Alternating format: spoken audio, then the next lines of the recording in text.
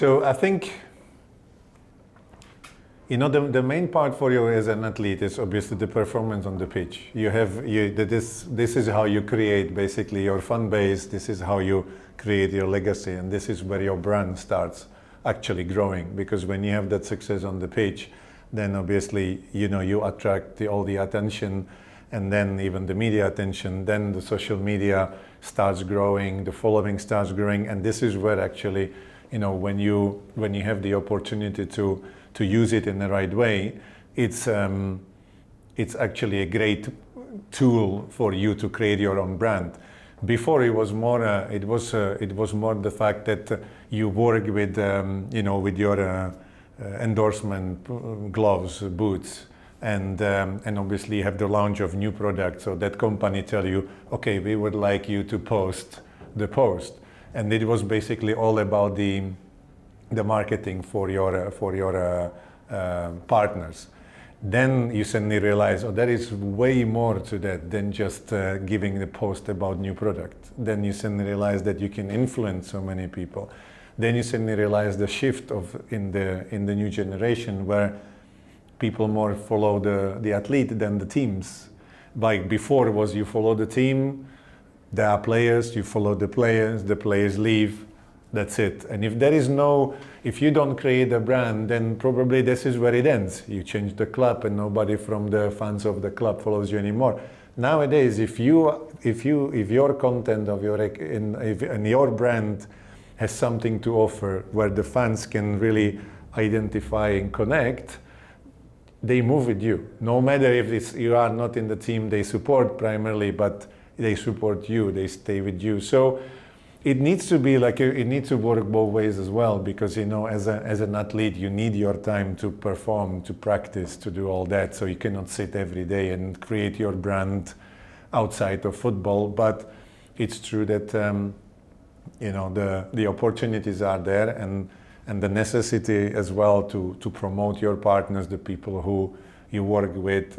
That's the digital marketing is one thing, but yeah, really I believe that as an athlete with a lot of following, you have this power of influence, motivate, and actually you can add to way more just to the reality of, okay, I'm a great player. You sound very confident with your use and your desires and purpose for your social media brand. Effectively, you mentioned the benefits, the positive use of social media.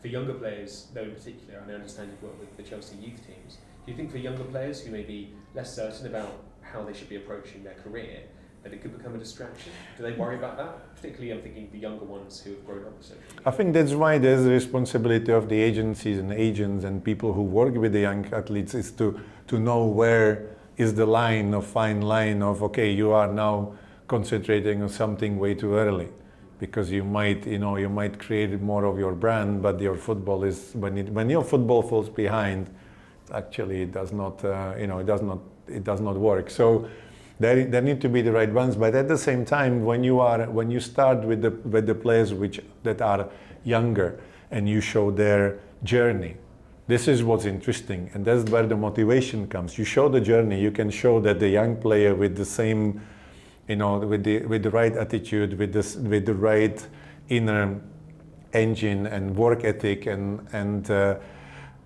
one who starts from a small club can go step by step, reach the academy, reach a big club, and become the world star. So that's probably the journey. In those young athletes, is probably more the journey than the initial, just the use of the like a branding. But I think sometimes with athletes, people think it's all about football. It's not.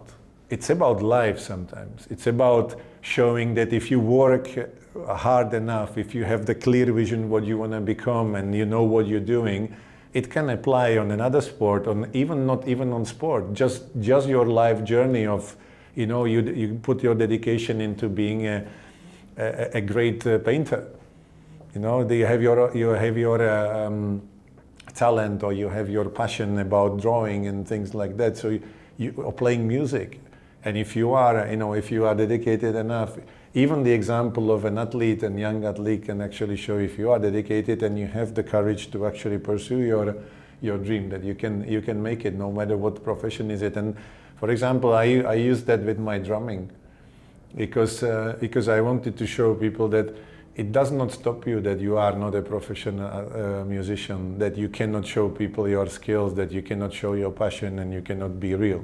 You know, you make mistake, might sound completely perfect, but it's more about that's me. This is me, and I like being me. So you can use it in many ways. Can you imagine when you were your younger self? I'm thinking 2006 World Cup, 20 years ago. What would have been going through your mind if you had access to social media then? Were there moments, things you would have wanted to share with your followers? Were there insights or positive tips you would have been giving back then? You know, World Cup is special, and if I look back, we have the memory from 2006 World Cup in our mind. That's all it is. You know, you don't have some background footage of how the training was, how the team was, you know, how we spend time. This is a long time. You spend a lot of time. So sometimes looking behind the scene, how a player prepares for individual games, how you spend time. You are there with the same group of people for a month.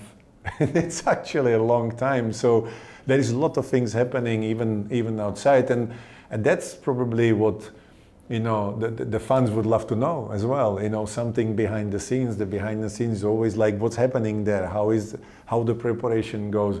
So obviously you don't show any tactical stuff, and you don't show things that can actually damage your preparation for the World Cup. But then it would be, you know, the content out of like how you live through the World Cup, the atmosphere.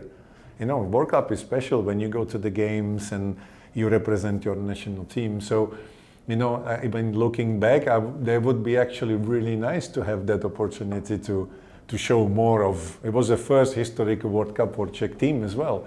So you think like it would be nice if there was some sort of like a little mini documentary or little clips from here and then, apart just not only the normal highlights from the game. So I have to say, there are many ways you can use it, and I think that's about how well you use it, how well you can motivate your fans, how well you can show things to, you know, from what you are, what kind of person you are, how you spend your time. And as I said, you know, I think there is a lot of potential in using it in a positive way, and that's when it's done well. Obviously, it creates opportunity as well, because you have a lot of brands that would like to associate with people that are certain way.